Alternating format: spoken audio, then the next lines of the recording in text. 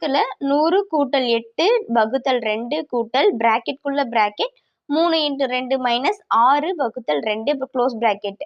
இதுதான் நம்ம board mass விதிப்படி தான் பார்க்க போறோம்.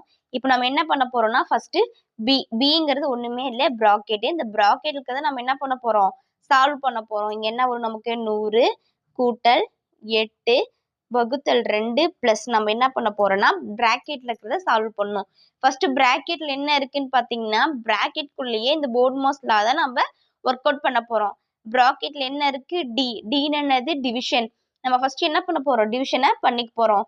3 × 2 மைனஸ் 6யும் 2யும் வகுத்தோம் நமக்கு என்ன கிடைக்கும் 3 கிடைக்குமா. அப்ப இங்க நம்ம என்ன பண்ண போறோம் 3. இப்ப 3ல திரும்ப என்ன பண்ண போறோம் இங்க 100 கூட்டல் 8 கழித்தல் 2 பிளஸ் 3 2 6 மைனஸ் 3 சரிங்களா. நெக்ஸ்ட் 100